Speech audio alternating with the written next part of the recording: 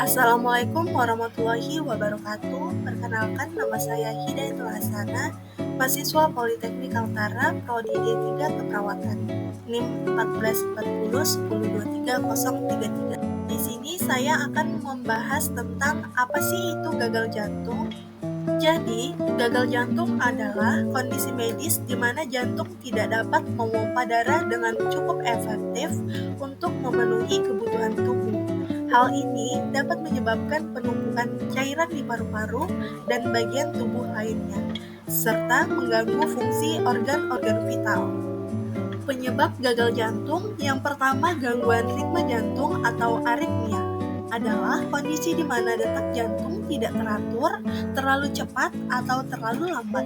Aritmia dapat terjadi akibat berbagai faktor, termasuk masalah pada sistem listrik jantung, penyakit jantung, ketidakseimbangan elektrolit, atau efek samping obat. Yang kedua, kekurangan sel darah merah atau anemia adalah kondisi di mana jumlah sel darah merah atau kadar hemoglobin dalam darah berada di bawah normal, sehingga mengurangi kemampuan darah untuk mengangkut oksigen ke jaringan tubuh. Anemia dapat disebabkan oleh berbagai faktor.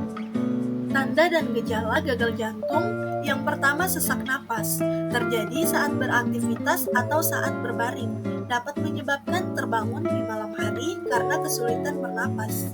Yang kedua, kelelahan, mudah lelah saat melakukan aktivitas sehari-hari, rasa lemas akibat kurangnya pasokan darah ke otot dan ke otak. Yang ketiga, pembengkakan atau edema, terjadi di kaki, pergelangan kaki, dan perut. Akibat penumpukan cairan, pembengkakan dapat menyebar ke bagian tubuh lainnya seiring perkembangan penyakit. Yang keempat, nyeri dada, dapat terjadi jika gagal jantung disertai dengan penyakit jantung koroner. Rasa nyeri ini mungkin disertai dengan ketidaknyamanan saat bernapas. Yang kelima, gangguan irama jantung. Detak jantung yang terlalu cepat atau tidak teratur dapat menyebabkan pusing atau pingsan. Yang keenam, batuk yang khas. Batuk yang disertai dengan dahak berwarna putih atau merah bercampur dengan darah. Batuk ini terjadi akibat penumpukan cairan di paru-paru. Pengobatan gagal jantung dan anjuran. Yang pertama, mengonsumsi obat-obatan sesuai dengan resep dokter. Yang kedua, terapi dan rehabilitasi jantung. Program rehabilitasi jantung dapat membantu pasien dengan gagal jantung untuk meningkatkan kebugaran fisik, mengelola stres, dan mendidik tentang kondisi mereka. Dan yang ketiga, anjuran untuk penderita gagal jantung. Yang pertama, harus mematuhi rencana pengobatan, memonitor gejala, catat gejala yang muncul seperti sesak napas, pembengkakan, atau kelelahan, dan laporkan kepada dokter. Yang ketiga, batasi asupan garam. Mengurangi konsumsi garam dapat membantu mengontrol tekanan darah dan mengurangi retensi cairan. Yang keempat, jaga berat badan. Pantau berat badan secara rutin dan laporkan kenaikan berat badan yang signifikan kepada dokter, karena ini bisa menjadi tanda retensi cairan. Yang kelima, hindari stres. Temukan cara untuk mengelola stres seperti meditasi, yoga, atau aktivitas yang menyenangkan. Yang keenam, edukasi diri.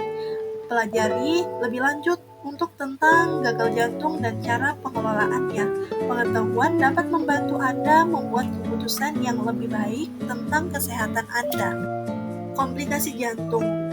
Gagal jantung dapat menyebabkan berbagai komplikasi serius yang mempengaruhi kesehatan dan kualitas hidup pasien. Salah satu komplikasi utama adalah aritmia, di mana gangguan ritme jantung seperti fibrilasi atrium dapat terjadi, meningkatkan risiko stroke dan memperburuk kondisi jantung. Selain itu, penumpukan cairan di paru-paru yang dikenal sebagai edema paru dapat menyebabkan sesak napas dan kesulitan bernapas, terutama saat berbaring. Gagal jantung juga dapat mempengaruhi cairan darah ke ginjal, berpotensi menyebabkan gagal ginjal dan memperburuk retensi cairan.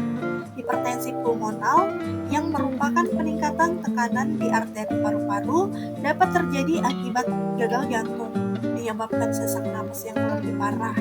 Pasien sering mengalami kelelahan dan kelemahan otot akibat kurangnya oksigen yang cukup ke jaringan tubuh.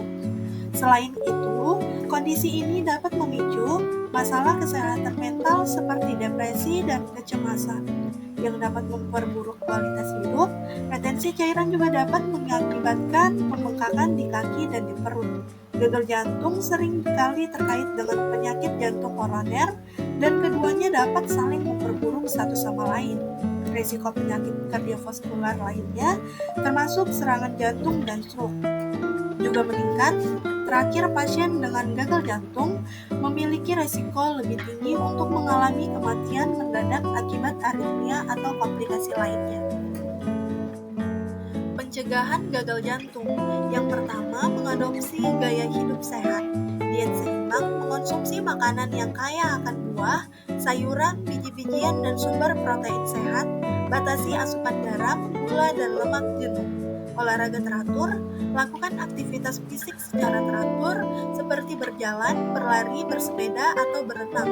Disarankan untuk berolahraga setidaknya 150 menit per minggu. Yang kedua, mengontrol tekanan darah. Periksa tekanan darah secara rutin dan lakukan langkah-langkah untuk mengendalikannya jika tinggi, seperti mengurangi asupan garam, berolahraga, dan menghindari stres. Mengelola kadar kolesterol. Lakukan pemeriksaan kadar kolesterol secara berkala jika kadar kolesterol tinggi. Konsultasikan dengan dokter untuk mendapatkan saran diet dan pengobatan yang tepat. Menghindari kebiasaan merokok. Berhenti merokok dan hindari paparan asap rokok. Merokok dapat merusak pembuluh darah dan meningkatkan risiko penyakit jantung. Pencegahan gagal jantung. Yang pertama, mengadopsi gaya hidup sehat. Diet seimbang, mengonsumsi makanan yang kaya akan buah, sayuran, biji-bijian, dan sumber protein sehat. Batasi asupan garam, gula, dan lemak jenuh. Olahraga teratur, lakukan aktivitas fisik secara mitos atau fakta. Yang pertama, mitos. Gagal jantung hanya terjadi pada orang tua, padahal faktanya gagal jantung dapat terjadi pada orang dari segala usia. Faktor risiko seperti hipertensi, diabetes, dan riwayat keluarga dapat mempengaruhi individu muda. Yang kedua, mitos. Gagal jantung berarti jantung berhenti bekerja sepenuhnya. Faktanya, gagal jantung berhenti tidak dapat memompa darah secara efisien. Jantung dapat berfungsi tetapi tidak cukup baik untuk memenuhi kebutuhan tubuh. Yang ketiga, mitos. Hanya orang yang kelebihan berat badan yang beresiko mengalami gagal jantung.